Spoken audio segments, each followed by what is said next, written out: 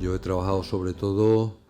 periodos como la dictadura de Primo de Rivera, del que hace poco se cumplió su centenario, la etapa de los años 30, la República, la Guerra Civil, el franquismo, pero no exactamente la época de la transición, de la que, como se decía bien hace un momento, dentro de unos meses cumpliremos 50 años por una parte de la muerte del general Franco. El año que viene imagino que se organizarán muchas actividades, conferencias, exposiciones, etcétera, sobre los 50 años de la muerte de Franco, que es, por así decirlo, el punto de arranque, aunque veremos eso con un poco más de detenimiento, de lo que se suele denominar el inicio de la transición. 50 años es un tiempo suficientemente amplio como para que tengamos una perspectiva sobre el mismo. Aunque es verdad que, como veremos a continuación, la etapa de la transición, los años de la transición, no es un territorio que haya sido muy frecuentado por los historiadores. Hay infinidad de libros sobre la transición. Si acuden ustedes a cualquier librería especializada, verán que hay muchas publicaciones sobre la transición, pero generalmente se trata de libros o bien de memorias, de testimonios de protagonistas de estos años, libros con un enfoque periodístico, como una crónica de acontecimientos, pero es verdad que los historiadores son o somos reacios a penetrar en un territorio que en muchos aspectos sigue vedado para la investigación. No sé si saben ustedes que España es uno de los países que tiene una legislación más restrictiva en cuanto a lo que se refiere al acceso no ya de los historiadores, sino de los ciudadanos a la documentación que albergan nuestros archivos oficiales. Creo que solamente el Vaticano tiene una legislación que retrasa. En el caso de nuestro país estamos hablando de 50 años. Es decir, en teoría no hay ningún documento que albergue ningún archivo oficial que pueda verse con anterioridad a 1974. Y les garantizo que consultar documentación incluso de los años 60, hasta el 65, 66, suele tropezar con bastantes impedimentos. Esto quizás explica el por qué muchos de los enfoques de los libros, de la historiografía sobre la transición,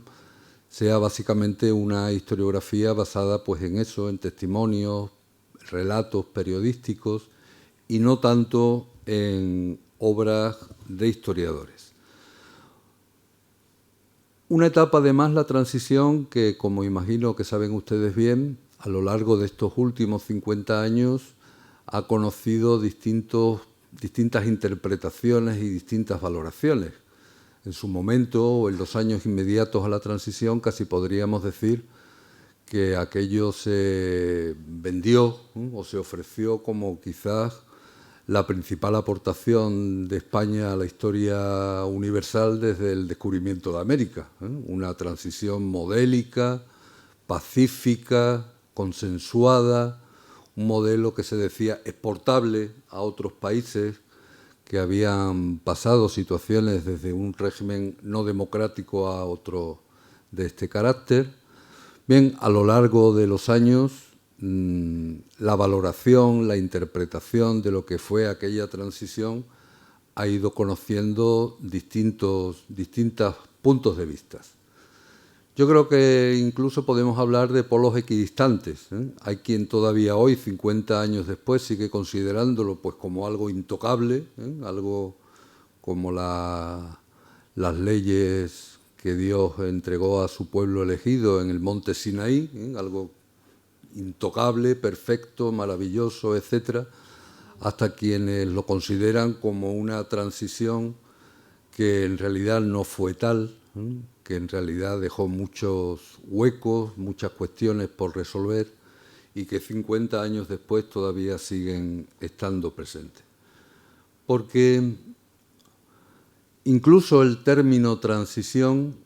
presenta, desde mi punto de vista, algún equívoco, ¿no? Si tienen la curiosidad de consultar el diccionario de nuestra lengua y buscan el significado de la palabra transición, generalmente esa definición alude a un proceso de cambio desde una situación a otra, generalmente breve, generalmente corta en el tiempo, y sin embargo, si hablamos de la transición democrática española, estamos hablando de un periodo que los historiadores por lo menos consideramos que no puede inaugurarse, no puede abrirse por lo menos hasta la muerte de Franco en 1975, y que en realidad se prolongaría pues hasta 1978 desde el punto de vista legal, que se aprueba la Constitución. Pero claro, cerrar la transición en el año 78 con la aprobación de la Constitución es dejar fuera de ese proceso problemas y situaciones muy importantes. Hoy día yo diría que la mayoría de los historiadores consideramos que no se puede dar por cerrada la transición hasta 1982, hasta el momento en que el Partido Socialista Obrero Español, no lo olvidemos, uno de los partidos derrotados en la guerra civil, pues democráticamente accede al poder e inaugura una larga etapa de gobiernos socialistas pues, que se prolongaría hasta mediados de los años 90. Pero fíjense, si hablamos de una etapa que se inicia en el 75 y que no concluye, aunque incluso podríamos discutir que la transición se cerrase en el 82, estamos hablando de una etapa que abarcaría, ¿cuántos? 7 años, más que toda la Segunda República y que la Guerra Civil. No es una transición como otra que se vivió en nuestro país, desde comienzos del año 30, en que se produce el final de la dictadura de Primo de Rivera, hasta abril del 31, en que se proclama la Segunda República. Bueno, serían poco más de un año de transición desde una situación política a otra. En el caso concreto de la transición, que estaríamos hablando de un periodo como mínimo de 7 años. Es un proceso de cambio, pero en cualquier caso no corresponde con esa definición de una etapa breve, rápida de cambio. Una de las cuestiones que generalmente se soslayan, no se tiene demasiado en el primer plano a la hora de entender lo que fue el proceso de tránsito desde el régimen de Franco al régimen democrático, es lo que podríamos llamar el contexto internacional. Especialmente el año 1974, con el triunfo de la Revolución de los Claveles en Portugal, el final de una dictadura incluso más duradera en el tiempo que la propia dictadura del general Franco, o el final de la dictadura militar en Grecia, son acontecimientos que quizás deberían de tenerse más presentes a la hora de entender ese momento que denominamos la transición democrática. La influencia de lo que está pasando en el mundo, la influencia que pudieron tener otros países en el proceso de cambio que se vive en lo que llamamos la transición, son cuestiones que obviamente deberían de tenerse más en el primer plano, más que en ese trasfondo al que a veces se les relega. Las interpretaciones y las valoraciones sobre la transición incluso han insistido en poner en cuestión ese carácter pacífico, de consenso, consensuado, que generalmente de una manera automática asociamos a esta etapa. Fue un proceso pacífico, estamos hablando de unos años en donde se produjeron más de, si no recuerdo mal, 700 asesinatos. Asesinatos, muchos de ellos fruto de la actuación de la banda terrorista esta, pero también fruto de la acción de los grupos terroristas de la extrema derecha, de los enfrentamientos entre trabajadores, estudiantes, con la policía. En cualquier caso, la transición fue cualquier cosa menos un proceso pacífico. Hubo mucha más violencia en la transición que en la violencia que se desarrolló en la etapa anterior al golpe de Estado de julio del 36, la etapa del Frente Popular. Si no recuerdo mal, en Portugal el triunfo de la Revolución de los Claveles y el inicio de lo que fue la democracia en Portugal no provocó ninguna víctima. En Grecia creo que fueron 4, ¿no?, las muertes que podemos asociar a ese proceso de cambio. Un consenso que a veces se ha explicado mal. No quiere decir que representantes de partidos, de tendencias políticas muy enfrentados, se pusieran de acuerdo en lo mismo. El consenso significó el intentar llegar a un punto de acuerdo, pero que cuando no era posible ese punto de acuerdo, pues lo que se buscaba era una redacción. Me refiero en concreto a lo que fue el tema de la elaboración de la actual Constitución española, en el que todo el mundo pudiera firmarlo, pero que diera lugar a distintas interpretaciones. Yo parto de la base, yo no soy experto en derecho constitucional, pero una de las cuestiones tan presentes desde hace años en nuestra actualidad política, que es el recurso al Tribunal Constitucional, se debe precisamente a que la Constitución de 1978 es una Constitución de consenso, en donde cuando no se podía encontrar un acuerdo, pues se buscaba una redacción ambigua. Esto ya ha ocurrido otras veces en la historia de España. La Constitución de 1876, la que inaugura lo que se llama la época de la Restauración y que va a estar en vigor hasta el golpe de Estado de Primo de Rivera de septiembre del 23, era en buena medida una Constitución de consenso. Piensen ustedes que quienes elaboran aquella Constitución de hace más de un siglo eran personas, algunos de los cuales estaban a favor del sufragio universal masculino y otros estaban a favor de que el voto estuviera reducido solamente a una minoría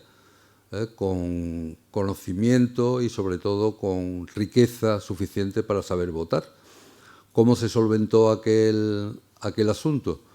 Pues mediante la redacción de un artículo en la Constitución en la que decía que las elecciones se regularán conforme a una ley que establezca en su día el Gobierno.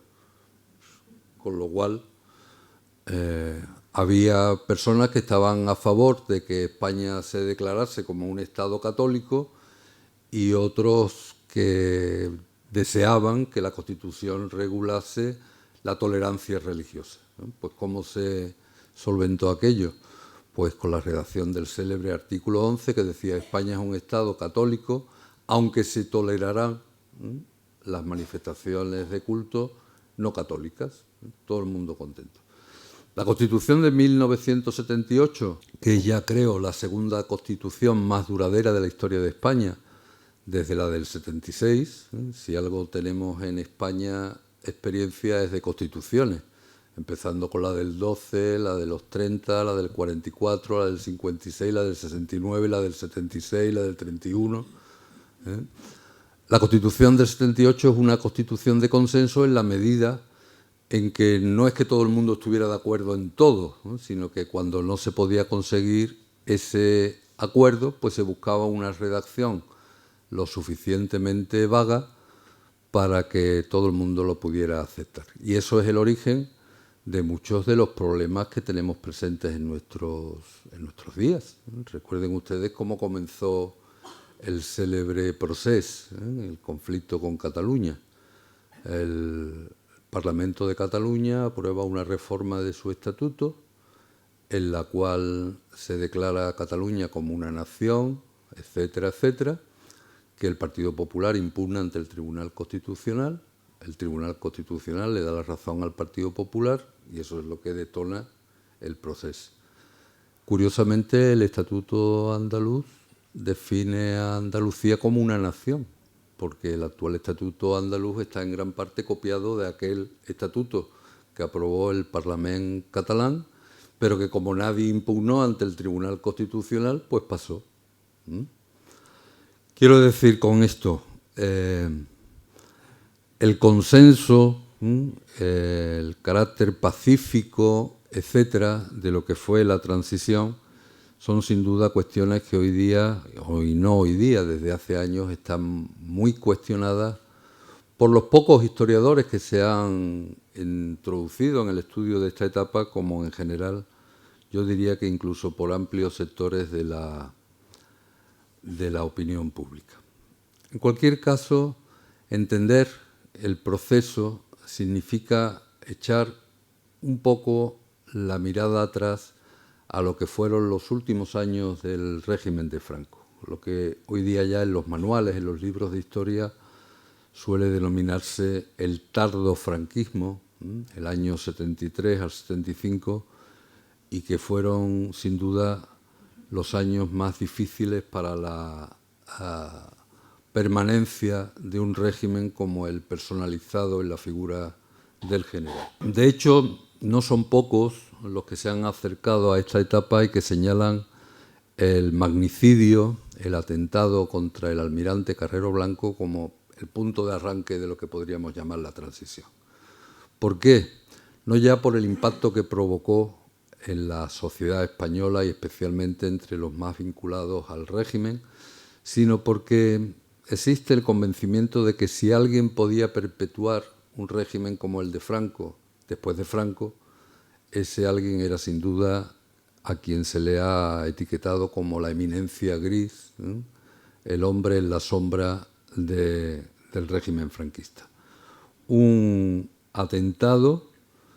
que liquida, que acaba con la vida de un presidente del gobierno. Durante la mayor parte del régimen de Franco, Franco asumió la presidencia del gobierno y la jefatura del Estado. Sin embargo, su estado de salud hizo que finalmente delegase en el almirante Carrero Blanco esa presidencia del gobierno. Un hombre que había impulsado un recrudecimiento de lo que podríamos llamar la política represiva del régimen. En estos meses es cuando se está viviendo aquel célebre proceso 1001, en el que son encausados una decena de dirigentes de comisiones obreras. Desde hace algunas semanas la televisión pública española está emitiendo una serie que les recomiendo encarecidamente, se llama Las Abogadas, y que recoge muy bien, creo, ese contexto de estos años. Un magnicidio, un asesinato del almirante Carrero Blanco que va a dar lugar a lo que podríamos llamar un enrocamiento, un endurecimiento del régimen que se plasma en el nombramiento de Carlos Arias Navarro como su sustituto al frente de la presidencia del gobierno. Arias era un hombre muy bien relacionado con la familia del caudillo, era pública su amistad con doña Carmen, etcétera, pero sobre todo era un hombre que procedía, digamos, de las esencias del régimen. Carlos Arias había hecho su carrera en el régimen franquista, pues como fiscal en Málaga, en los años de la guerra y de la inmediata posguerra. Todavía se les recuerda en Málaga la actuación de Carlos Arias Navarro. Un hombre que se presenta ante la opinión pública con un discurso tímidamente aperturista, pero que va a enfrentarse con el rechazo tanto de lo que entonces se llama ya en la jerga, en el lenguaje político, el búnker, es decir, los sectores más defensores del régimen, como de la oposición antifranquista. En cualquier caso, como les decía antes, lo que creo que marca estos meses que preceden a la muerte de Franco, este tardofranquismo, es por una parte el impacto que supone la caída de las otras dos dictaduras que junto con la de Franco existían en la Europa occidental, la Revolución Portuguesa y la caída de la dictadura griega, y sobre todo el impacto de la crisis del petróleo, la crisis del 73, una crisis que tiene su importancia porque pone fin a esa etapa de desarrollo, de crecimiento económico que había sido en la década de los años 60. Los años 60 son unos años clave en la historia reciente de nuestro país. Es la primera vez en la historia de España en donde hay más población dedicada a sectores que no son la agricultura o la pesca. Cambia la distribución de la población activa y son los años en los que España deja de ser lo que había sido siempre, un país pobre, habitado mayoritariamente por agricultores, por labradores, con una población, una sociedad muy desequilibrada, una población que el 70% pues malvivía, ¿no?, o sobrevivía, a un país en lo que entonces se llamó en vías de desarrollo. Un desarrollo económico que, en contra de lo que la propaganda del régimen presentaría, ¿eh?, ese crecimiento no fue posible gracias a Franco, sino a pesar de Franco, ¿eh?, porque Franco siempre desconfió de todos estos cambios, de todas estas, de este desarrollismo, de esta liberalización económica. El problema al que se enfrentó Franco en la segunda mitad de los años 50 es que el Estado estaba prácticamente en bancarrota. La política autárquica que se había mantenido pues desde el final de la Guerra Civil hacía agua ya por todos lados, ¿no? Los falangistas, que es a quienes se les había confiado en ese reparto de poderes entre las distintas familias del régimen el control sobre la economía, pues habían demostrado ser muy buenos poetas a la hora de hacer himnos y cánticos y todo eso, pero desde el punto de vista económico eran un auténtico disparate. Y es precisamente el almirante Carrero Blanco el que convence a Franco, a su pesar, de que entregue la economía en manos de expertos, diríamos hoy. Gente sin una ideología política concreta, es decir, no eran ni falangistas, ni carlistas, ni católicos, eran solamente una cosa, fieles a Franco, ¿no?, franquistas hasta la médula, pero sobre todo eran expertos en materia económica. Muchos de ellos pertenecían al Opus Dei, lo cual era un elemento de cohesión entre este sector, y que acaban convirtiéndose a finales de los años 50 y en los 60 posiblemente en la familia más influyente del régimen. Son estos tecnócratas con sus ministros especializados, los que ponen en marcha los planes de desarrollo, que transforman en un plazo brevísimo la estructura económica española, implantando un modelo de crecimiento que, como le digo a mis alumnos en clase, casi ha llegado hasta nuestros días. A veces nos sorprendemos porque en una situación de crisis económica general, en España esa crisis es más profunda y más rápida que en todas partes. ¿Por qué se disparan las cifras? En buena medida eso se debe al modelo de crecimiento económico que se puso en marcha durante los años 60, impulsando sectores como la construcción, impulsando sectores como el turismo, que sí, que generan mucho empleo, mucho bienestar, pero que son extraordinariamente frágiles en coyunturas de crisis económica. Cuando vino una crisis como la del 73 o como la que vino en el 2008, pues lo primero que hace la gente es viajar menos, comprar menos pisos, y todo eso provoca un derrumbe. El modelo desarrollista del franquismo mostró su fragilidad ya a partir de la crisis del petróleo. Recuerden, una crisis que estalla en uno de esos conflictos que desde los años 40 del siglo XX existen entre Israel y el mundo árabe, la guerra del Yom Kippur, una guerra que termina con un boicot de los países árabes productores de petróleo, la venta como un arma de guerra, y que va a dar lugar a una destrucción masiva de empleo. Solamente en el año 74 se destruyeron en Andalucía 250.000 empleos, 250.000 puestos de trabajo, lo cual acrecentó esa protesta, ese malestar social que de alguna manera había quedado soterrado durante los años 60 por esa etapa de bienestar económico que se vive en esos años. A lo que se le suma, para más desgracia del régimen, el estado de salud de Franco. Un estado de salud de Franco del que se sabía era ya delicado desde años antes, pero que ya en el verano del 74 obliga a ceder interinamente la jefatura del Estado a su teórico sucesor, el príncipe de Asturias, don Juan Carlos de Borbón. Una situación a la que el régimen respondió pues acentuando su carácter represivo. Es en este contexto cuando se produce la ejecución de Puig Antich, ese joven anarquista, acusado del asesinato de un funcionario, de un policía. Se aprueba el decreto de ley antiterrorista, se declara el estado de excepción y, sobre todo, se ordena la ejecución, tras ser condenado a la pena de muerte, de varios militantes del FRAP y de ETA. Todo lo cual va a desatar una oleada de protestas en toda Europa. Si recuerdan ustedes la figura de Olof Palme, el primer ministro sueco, era uno de los que... Es decir, un régimen que antes incluso del fallecimiento de Franco está teniendo que enfrentarse a una situación muy compleja. De eso se dio cuenta perfectamente la oposición, que si bien sus orígenes se remontan no ya a los años 60, sino a la segunda mitad de los 50, cobra fuerza, y cobra fuerza sobre todo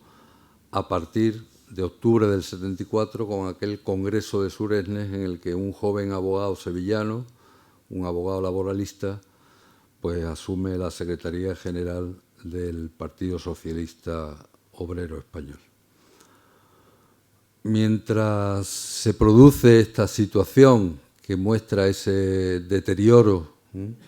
del régimen al que éste intenta responder, mostrando su dureza y su intransigencia, es cuando, para más INRI, se produce aquella marcha verde impulsada por el rey Hassan de Marruecos para anexionarse el Sáhara español. Un tema que todavía colea en nuestros días, este es el origen del Frente Polisario y todo eso,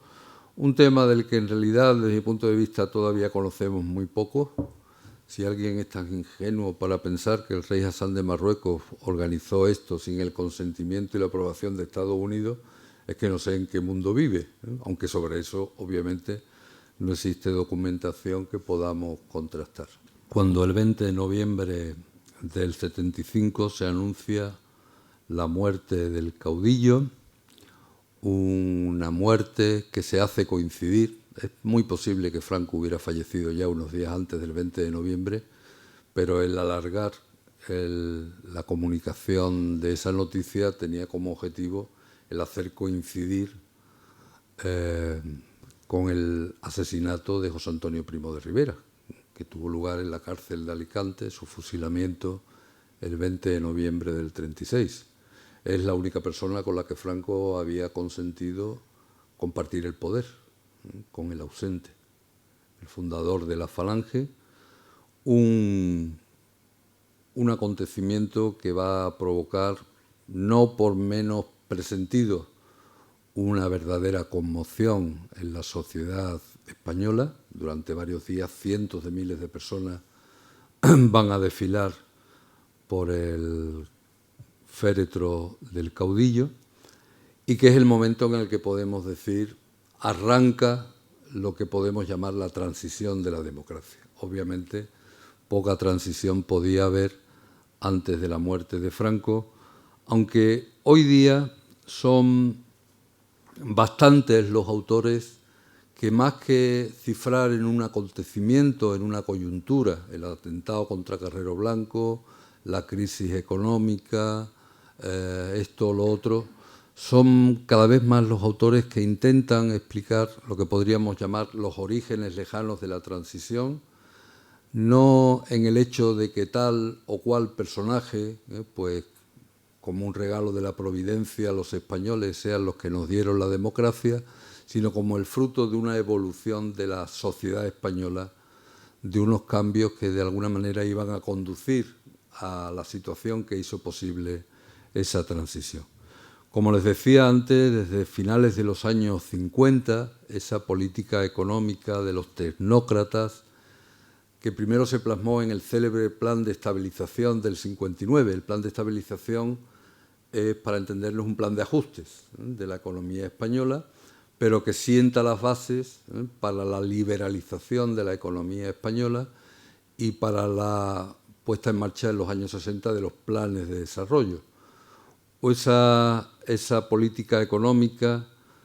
sienta las bases para un espectacular crecimiento económico, sobre todo a partir del 62, que es cuando se pone en marcha el primer plan de desarrollo,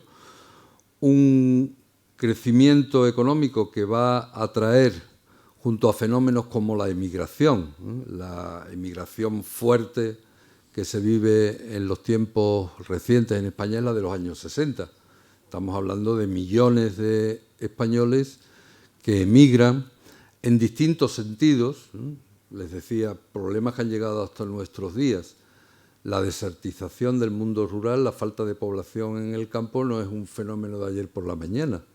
Arranca de los años 60, cuando mucha población abandona sus pueblos para trasladarse a las grandes ciudades. Si se dan ustedes una vueltecita por lo que es el casco histórico, el centro de Sevilla, pues verán a dónde fue a parar esa población. Y lo mismo podríamos decir de Madrid, de Barcelona, de Bilbao, etc. Una emigración del campo a la ciudad, una emigración de las regiones más pobres a las regiones más ricas o con mayores posibilidades de mejora de la situación económica. Barcelona. A veces no nos damos cuenta de que la ciudad donde hay más andaluces viviendo no es Sevilla ni Málaga, es Barcelona. El círculo de localidades que rodean Barcelona, allí viven más de 800.000 andaluces y andaluzas e hijos de andaluces y andaluzas. Y una emigración también que es desde España a los países más desarrollados de Europa. ¿Para hacer qué? Pues para, igual que ocurre en nuestros días en nuestro país, para hacer los trabajos que alemanes, belgas, suizos, franceses no querían ya hacer ni ellos ni sus hijos. Estamos hablando de un fenómeno de una importancia capital en la historia reciente de España. Sin el ahorro de los emigrantes, sin la capacidad de ahorro de los emigrantes, un ahorro que además revierta en nuestro país lo que entonces se llamaban divisas, moneda fuerte. Vamos a ver, la peseta, desde la Guerra Civil hasta los años 70, servía para manejarnos nosotros. Si tú querías comprar la tecnología para montar una fábrica de automóviles en Italia, en Francia o en Alemania, las pesetas te las podías meter en el bolsillo, porque eso se obligaba a pagar con lo que se llamaban monedas fuertes, con dólares, con marcos, con francos, etc. Ese ahorro de los emigrantes que se remite a España y que en España el gobierno convierte en pesetas es fundamental para enjugar el déficit comercial, para ese turismo de masas que está creciendo, que está desarrollándose en esa década, porque España es un país bueno, bonito y barato. Un país tranquilo, donde hay sol, donde hay playa, y eso es lo que buscan los turistas generalmente. Hoy día ya hay gente que le busca otros destinos a su descanso turístico,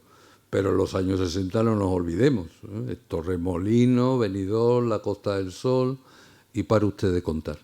Los ingresos del país por turismo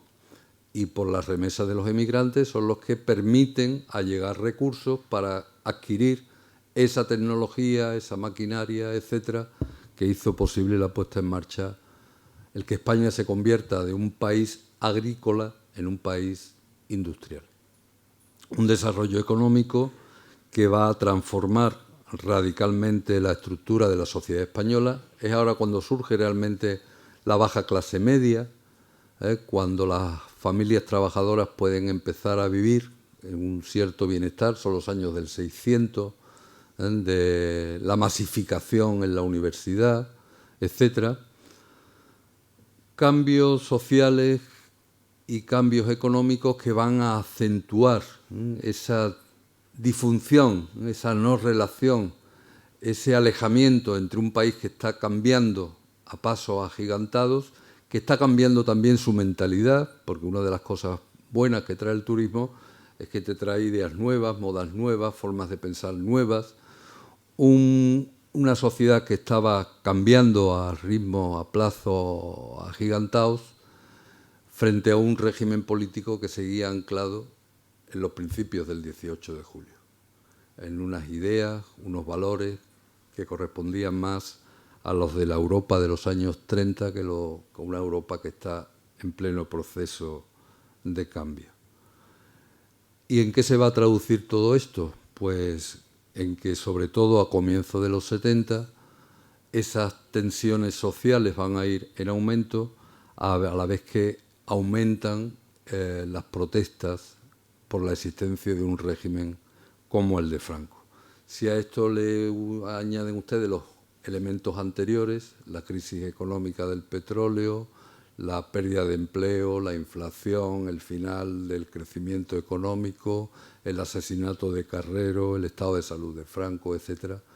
pues tienen todos los ingredientes para entender cómo se vivió o cómo se pasó de un régimen como el de la dictadura franquista a la democracia. Una transición que yo entiendo tiene dos fases bastante claras, una la que se extiende desde el 75 al 78, una etapa que se inicia con la puesta en vigor de lo dispuesto por Franco,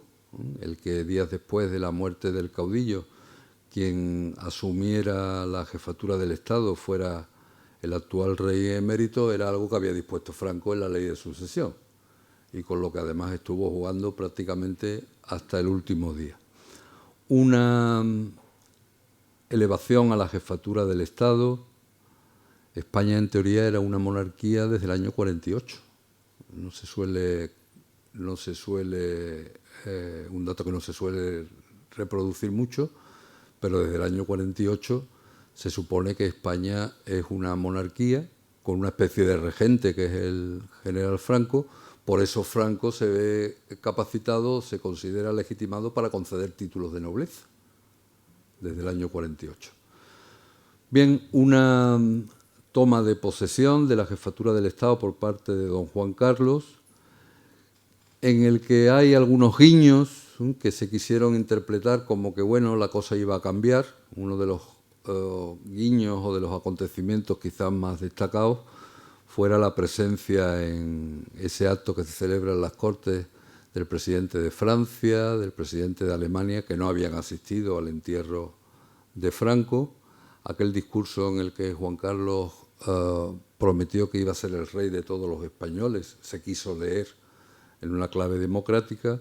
pero en realidad los primeros pasos de Juan Carlos I como nuevo jefe del Estado no pudieron ser más decepcionantes. Lo primero que hizo fue confirmar como presidente del gobierno a un personaje como Arias Navarro, que no era precisamente el mejor exponente de una posible apertura, a pesar de ese discurso tímidamente aperturista que lo que va a enfrentarse es al rechazo de unos y de otros. Para el búnker franquista, la gestión y el anuncio de medidas aperturistas por parte de Arias Navarro es inasumible, y para la oposición tampoco. Lo que sí se va a afirmar en esos meses es algo que, como pueden ustedes suponer, interesaba especialmente a nuestros aliados desde el 53, que son los Estados Unidos. Un tratado por el cual se garantizaba el mantenimiento de las bases norteamericanas en nuestro territorio. Estamos todavía en los años de la Guerra Fría, lo que permitió posiblemente la supervivencia de un régimen como el de Franco después de la Segunda Guerra Mundial, es ese enfrentamiento entre las superpotencias que conocemos como el nombre de la Guerra Fría, y que es lo que hace que en el año 53 se firme el tratado con Estados Unidos por el que se establecen esas bases norteamericanas, y que poco después se produzca el ingreso de España en Naciones Unidas, etcétera. Desde el 45 hasta comienzos de los 50, el régimen de Franco había sido considerado como una especie de leproso por la comunidad internacional, que lo que había hecho era pedirle a los embajadores que se retirasen de Madrid, un aislamiento, etcétera, que en realidad lo que hizo fue más fortalecer al régimen que debilitarlo. En cualquier caso, como digo, los primeros momentos de Juan Carlos I como nuevo jefe del Estado no pudieron ser más sombríos. Ratifica a Arias Navarro, al tiempo que la oposición se lanza a una campaña en pro de la amnistía, y esa protesta, esos enfrentamientos que se viven en la calle ya desde el 73 comienzan a adquirir cada vez más importancia.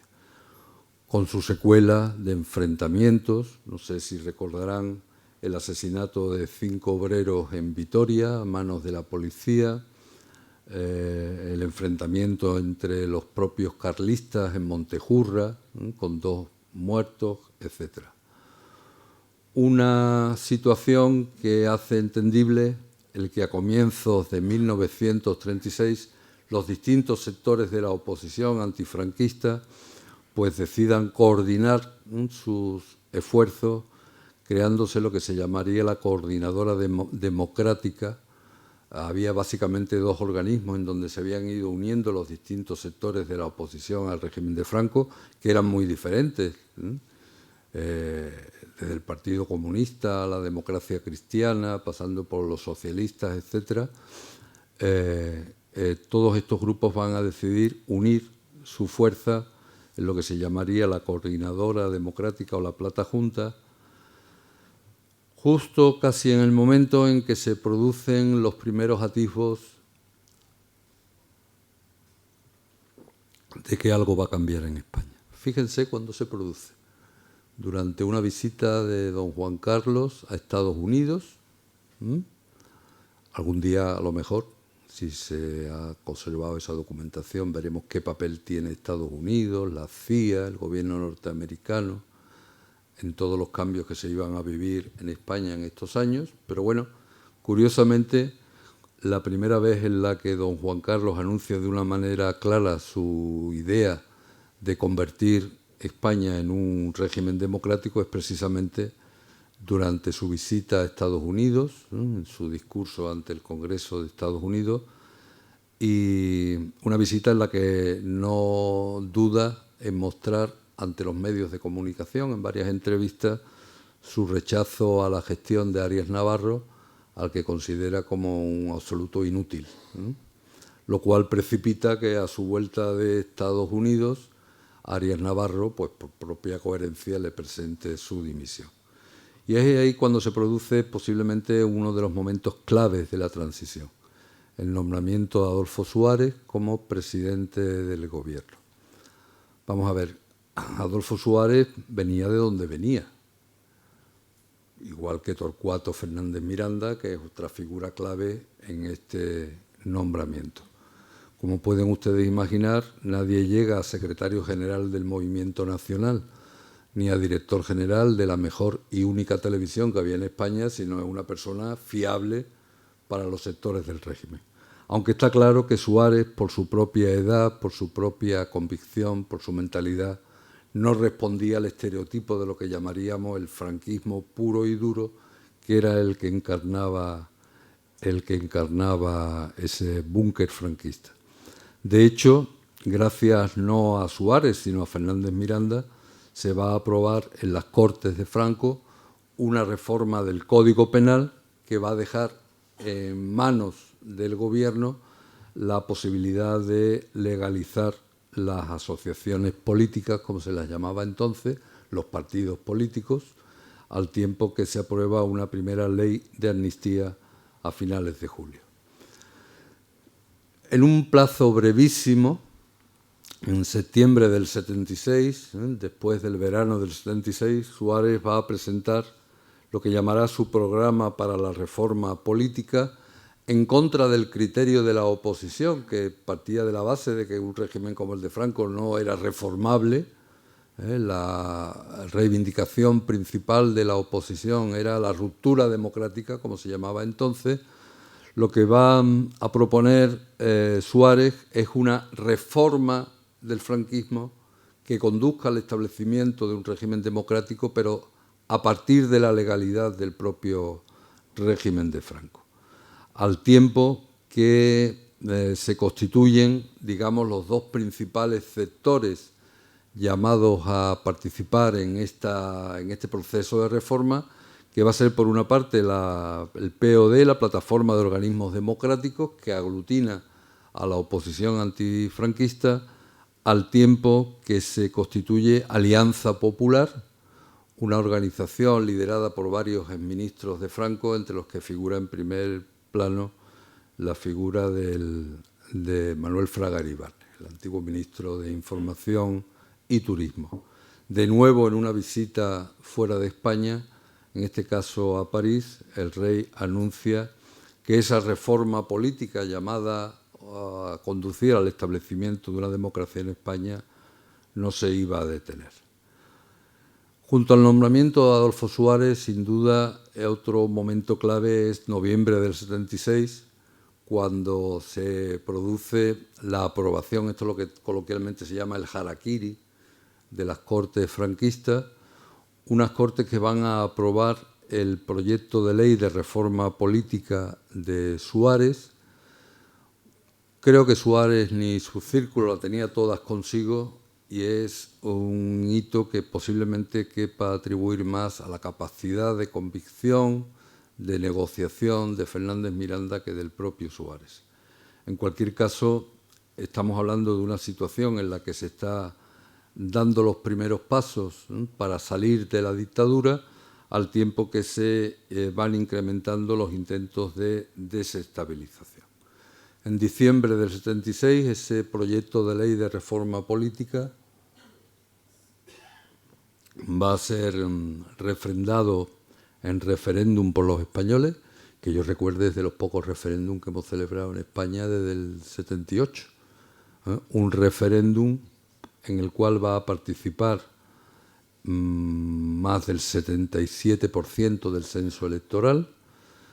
en el que el 94% de los votantes va a aprobar ese proyecto de reforma política presentado por el gobierno de Adolfo Suárez, y donde se va a producir pues los primeros pasos para la convocatoria de unas primeras elecciones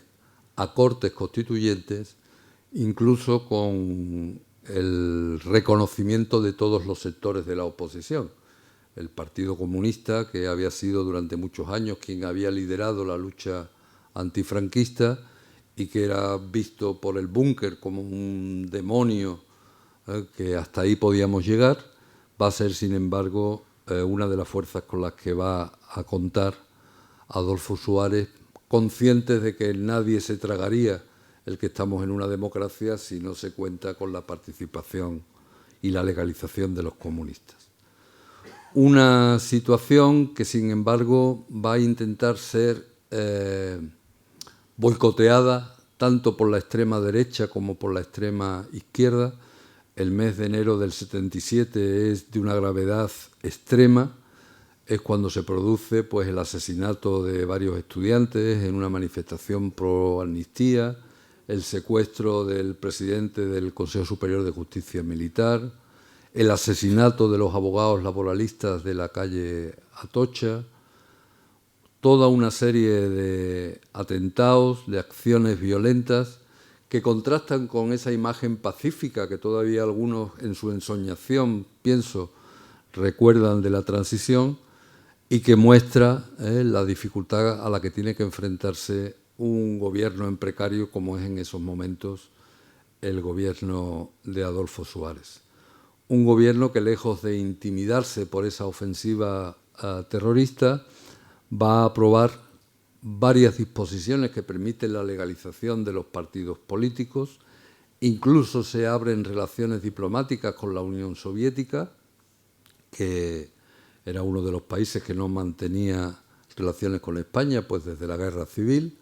Incluso autoriza la celebración en Madrid de una reunión de dirigentes comunistas de toda Europa, en la que participan Marché, Berlinguer y el propio Santiago Carrillo, unas medidas que van a completarse con el anuncio en el mes de abril por parte del Gobierno de la República en el exilio. El Gobierno de la República en el exilio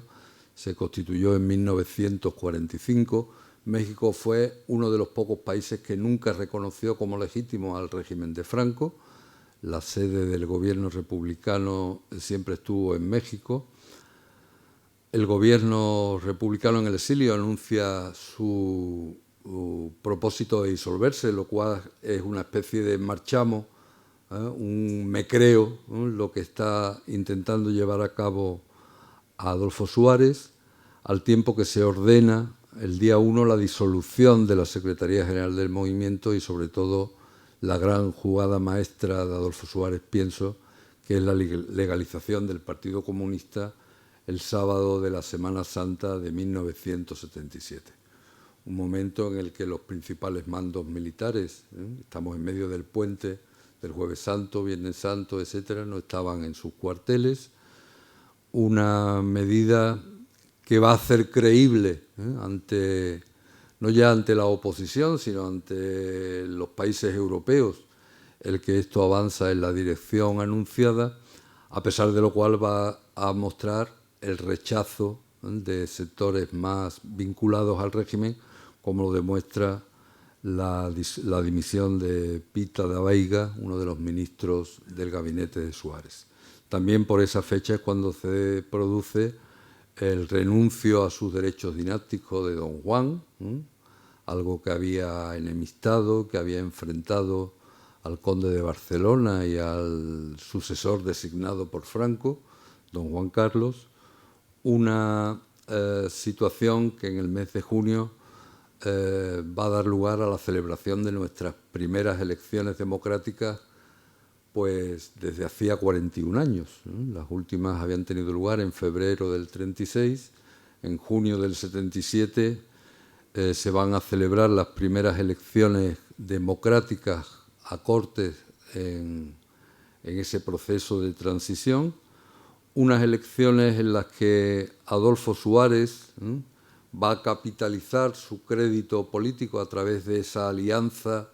un poco forzada que fue Unión de Centro Democrático, grupos de distinta ideología. Había claramente sectores compatibles con la socialdemocracia, sectores liberales y sectores más o menos vinculados en el pasado al régimen,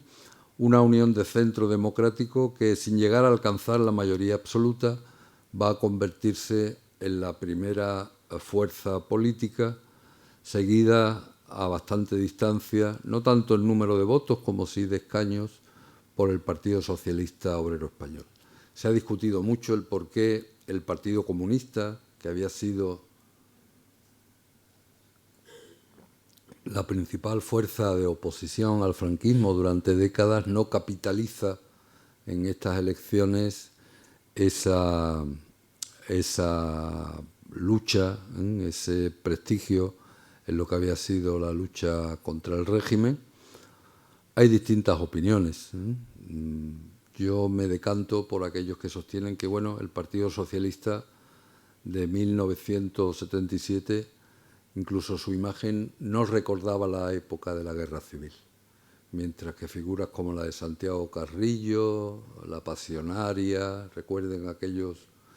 fotografías de los diputados del PC en las primeras legislaturas, asociaban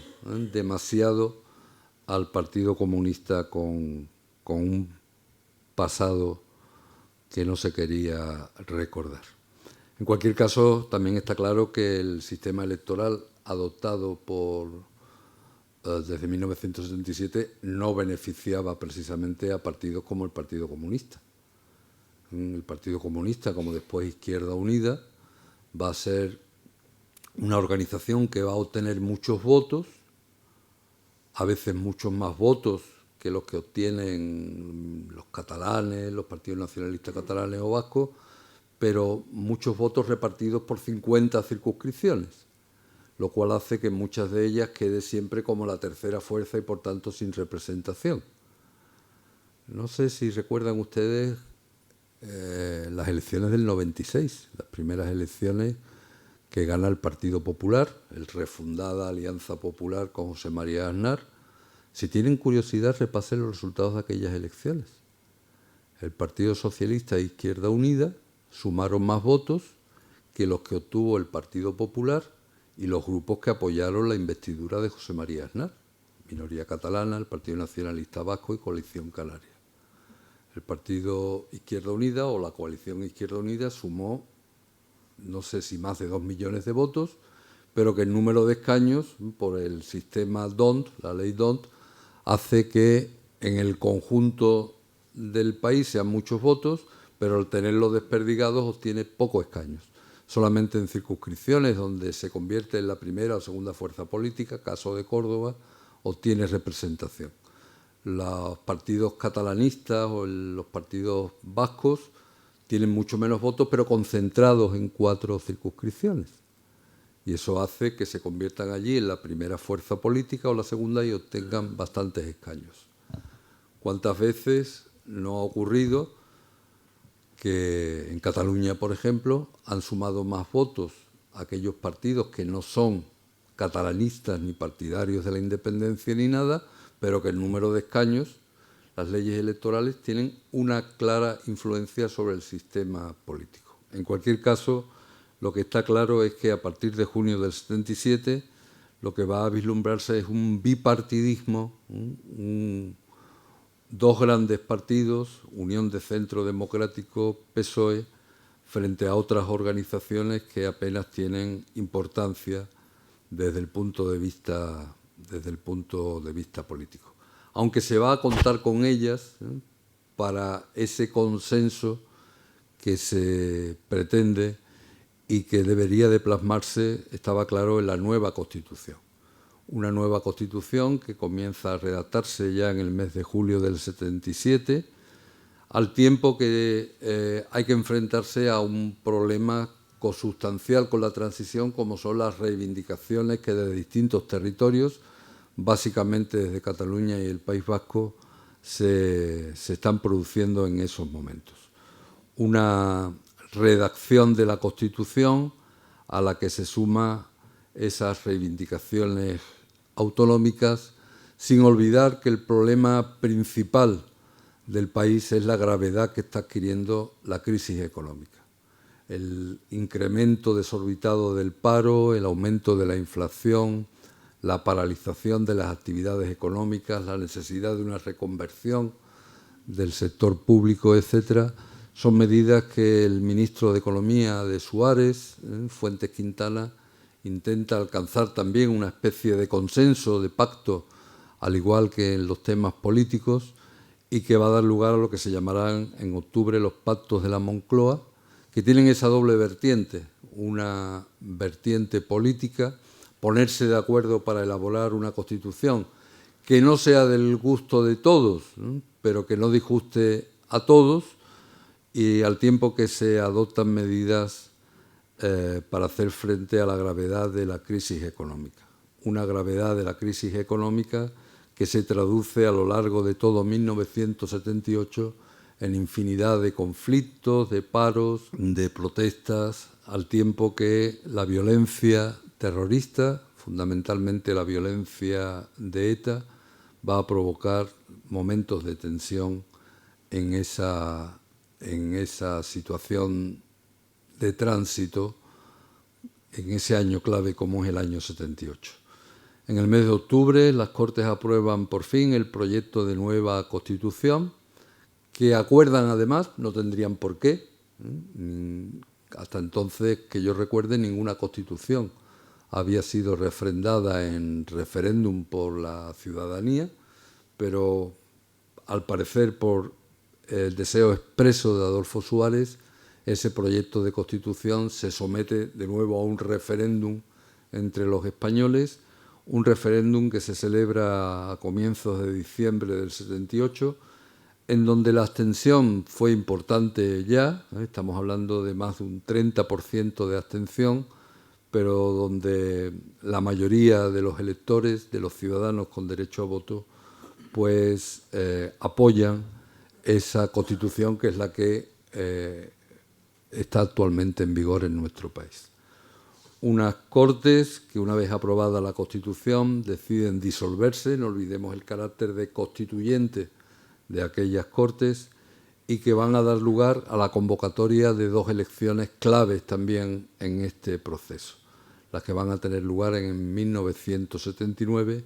en lo que podríamos llamar la segunda fase de la transición, esa que arranca de finales del 78 y que llegaría hasta la formación del primer gobierno socialista de Felipe González a finales del 82. Una democracia, la española, inestable, amenazada por aquellos sectores que quieren acabar con este proceso democrático, y amenazada también por ese descontento increciendo que está generando una crisis económica que, recuerden, no se va a superar hasta la segunda mitad de los años 80. La crisis del 73 hasta el año 85, 86, hasta que un gobierno con respaldo suficiente decide acometer lo que se llamó la reconversión industrial, etcétera, no se va a empezar a solventar, ¿no? Pero estamos hablando de una crisis que va a durar una década larga, ¿no? En marzo del 79, que es cuando tiene lugar, el 1 de marzo, las elecciones, las primeras elecciones a Cortes ordinarias, unas elecciones que ratifican ese crédito político que tiene Adolfo Suárez, un Adolfo Suárez que obtiene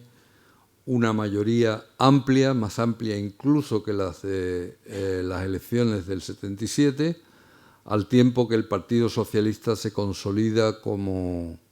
la segunda fuerza en el espectro de la democracia parlamentaria española.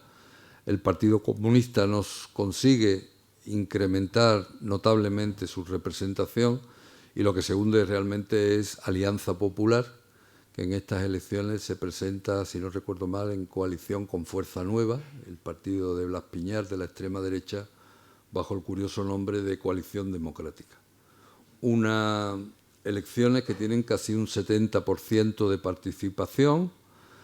y que va a dar lugar a la formación de lo que podríamos llamar el primer gobierno constitucional de Adolfo Suárez, en abril del 79, un mes de abril en el que se han celebrado además las primeras elecciones municipales democráticas. Las últimas habían tenido lugar en abril de 1931. Las elecciones municipales son más importantes de lo que parece porque es lo que va a permitir el que los partidos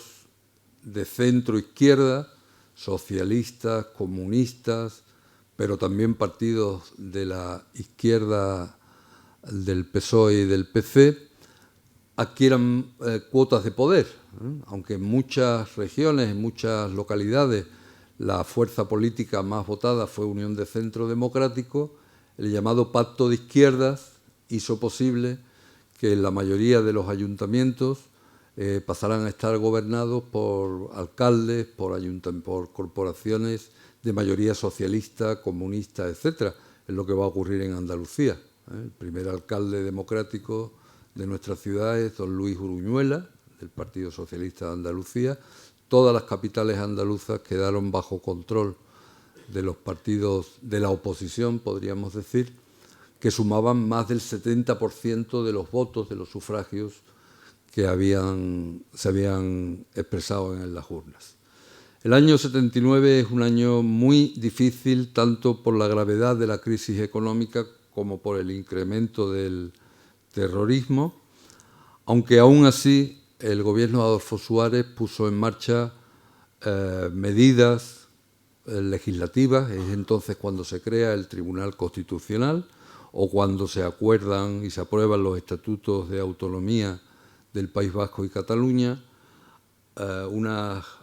autonomías históricas, unas llamadas nacionalidades históricas,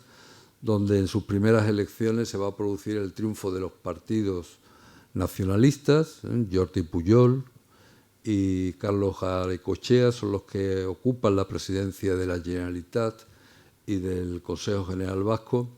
Un proceso autonómico que va a tener,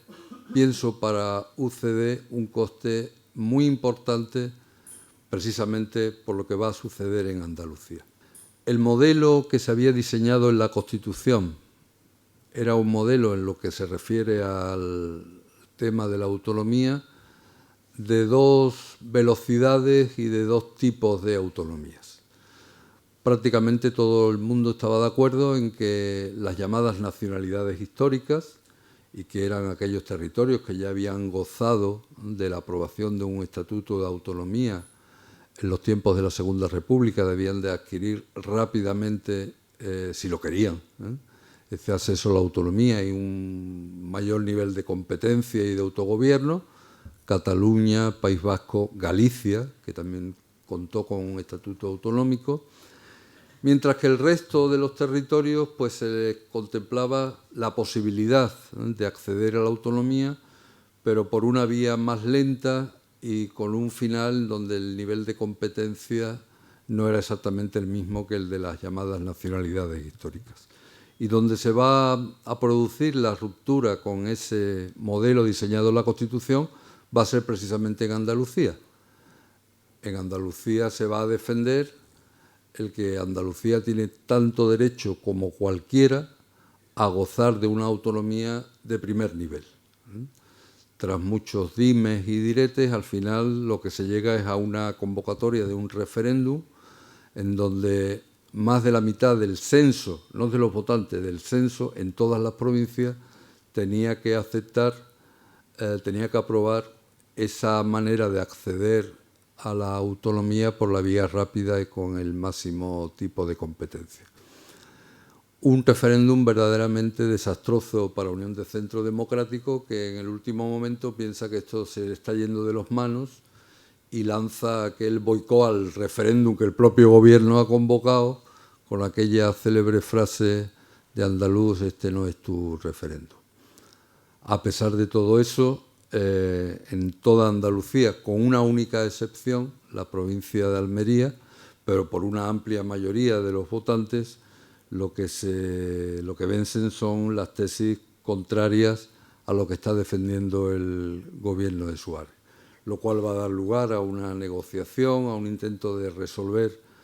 este problema, que es lo que catapulta, pienso, al Partido Socialista, que asume la bandera de que Andalucía tiene el mismo derecho que cualquier otra nacionalidad histórica a acceder a una autonomía de primera clase, catapulta, primero a través de la figura de Plácido Fernández Villaga y después de Rafael Escuredo, al primer plano de la política nacional. De hecho, las primeras elecciones autonómicas que se celebran en Andalucía a comienzos del 82 son un batacazo monumental para la Unión de Centro Democrático,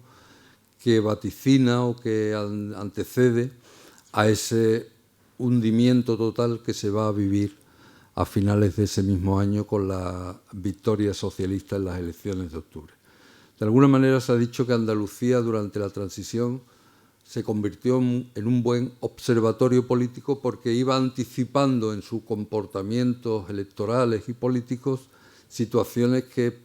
poco después se iban a vivir en el conjunto del país. En cualquier caso, todo esto, esta situación difícil, agravado por el deterioro económico, los problemas de orden público y los enfrentamientos que van a surgir en el seno de la propia Unión de Centro Democrático, que no olvidemos no era un partido, era una coalición de distintas organizaciones, de distintas ideologías. Todo esto es lo que desemboca en aquella célebre primera moción de censura de Felipe González contra Adolfo Suárez, una moción derrotada por estrecho margen y que solamente permitió la supervivencia del gobierno mediante aquella moción de confianza de UCD que al final fue apoyada por Convergencia y Unió. Crisis internas que iban a dar lugar a una sucesión de gobiernos, ¿no?, al que ya había nombrado en abril de 79, le sustituye en mayo de 1980 un nuevo gobierno y en septiembre un nuevo ejecutivo. Una situación sin duda grave, la que atravesaba el país a finales de 1980 y que, por razones que pienso nunca han sido suficientemente aclaradas, son los que dan lugar a la dimisión de Suárez a finales de ese mismo año. Digo que nunca han sido suficientemente aclaradas porque lo que se han expuesto son interpretaciones. Una muy célebre es que Adolfo Suárez tuvo que dimitir por la presión de los militares que nunca le habían perdonado la legalización del PC. Miren ustedes, la legalización del PC había tenido lugar años antes. Que sepamos, Adolfo Suárez no ha dejado escritas unas memorias o un testimonio de aquellos sucesos, pero en cualquier caso está claro que es un momento fundamental también en la transición, sobre todo por lo que va a ocurrir el 23 de febrero del 81, que es que cuando se está celebrando el acto de investidura del sucesor designado por Suárez, Leopoldo Calvo Sotelo, se produce aquel golpe de Estado del 23F, el momento sin duda más grave, es decir, los intentos de golpe de Estado, las conspiraciones, etcétera, prácticamente recorren toda la historia de la transición, pero sin duda el momento clave, el momento en el que más en peligro estuvo ese proceso es el que se vivió el 23 de febrero. Estamos hablando de una acción que concluye con el secuestro del gobierno y de todas las Cortes en un golpe muy audaz, un golpe en el que más de 40 años después seguimos ignorando muchas cosas. Supongo que todos ustedes ven la televisión. No deja de ser inquietante que tantos años después nos enteremos lo agradecido que estaba el actual rey emérito a que el almirante, el general Armada, se hubiera chupado sus 7 años de cárcel sin decir una palabra, que es lo que tenía que decir Armada. En cualquier caso, estamos ante uno de esos acontecimientos que quizás algún día, o quizás no, entendamos en su complejidad. Hay muchas cosas escritas sobre el 23F, el libro de Pilar Urbano, etcétera, pero, insisto, estamos ante uno de esos acontecimientos donde lo que existe es una historia oficial que creo cada vez presenta más dudas y más interrogantes. En cualquier caso, resuelto el intento de golpe del 23F, hay que reconocer que el gobierno de Calvo Sotelo, a pesar de la difícil herencia que tuvo que asumir y a pesar del claro matiz conservador del nuevo presidente del gobierno, nada más que hay que fijarse en sus apellidos, puso en marcha medidas muy rupturistas en su momento, la aprobación de la ley del divorcio en contra de los sectores más derechistas de la sociedad española y de un sector de la propia UCD. Puso en marcha, pese a la oposición del PSOE y de los comunistas, lo que permitió la integración de España en la OTAN, la aprobación de los estatutos autonómicos a otros territorios como Andalucía, Cantabria, Asturias, etc. Una situación que, sin embargo, no iba a disimular esa crisis interna y falta de cohesión que vive en sus últimos momentos Unión de Centro Democrático. Como les decía antes, las primeras elecciones autonómicas andaluzas fueron una barrida absoluta para Unión de Centro Democrático. Nunca ha gozado el Partido Socialista de tanto poder en España como en 1979-82. Estamos hablando de unas elecciones en las que la mayoría de las alcaldías y de las concejalías desde el 79 están ocupadas por miembros del Partido Socialista, también de otros partidos, incluso de la izquierda, del PSOE y del PC, pero las elecciones autonómicas del 82, como las elecciones generales de octubre, van a significar que el Partido Socialista se va a convertir, y lo va a mantener durante bastantes años, en la fuerza hegemónica en Andalucía, sin discusión. Esa situación que vive Unión de Centro Democrático se manifiesta de una manera clara en lo que es la sustitución incluso de Calvo Sotelo por el entonces presidente de las Cortes, Landelino Lavilla, al tiempo que el propio Adolfo Suárez decide abandonar UCD para fundar su propio partido, el Centro Democrático y Social. La situación en la primavera-verano del 82 se hizo ya tan insostenible que el gobierno disolvió las Cortes, decide convocar nuevas elecciones para finales de octubre, y es el momento en el que el Partido Socialista, liderado por sobre todo Felipe González, con su lema de la hora del cambio, alcanza una victoria que posiblemente nunca se repetirá en la democracia española. Soñar hoy que un partido va a obtener 202 diputados de 350 es prácticamente imposible de prever. Unión de Centro Democrático va a sufrir un descalabro que ha dado lugar hasta que se hagan tesis doctorales sobre qué pasó con UCD en las elecciones del 82. De 168 diputados bajó a 12. Lo que sí creció fue el partido de Fraga, Alianza Popular, que obtiene la mitad de escaños prácticamente que los socialistas, y los únicos que consiguen mantener un poco el tipo pues son los partidos nacionalistas, por esa circunstancia de que se trata de organizaciones que concentran sus votos pues básicamente en unas 3-4 circunscripciones. El Partido Comunista obtiene un mínimo histórico con tan solo 4 escaños, una victoria sin duda irrepetible, pero que iba a mantenerse con esa tendencia de mayoría absoluta, pues nada menos que hasta una década después, hasta las elecciones de 1993. A comienzos de diciembre de ese mismo año, Felipe González constituye lo que es el primer gobierno formado íntegramente por socialistas de la historia de España. 43 años después de que uno de los partidos derrotados en la guerra civil lograse alcanzar democráticamente el poder, ese cambio era tan importante que prácticamente hoy día, como digo, por lo menos desde el punto de vista de los historiadores, es el momento que marca el final de la transición. Por supuesto quedaban muchas cosas por hacer. Yo recordaría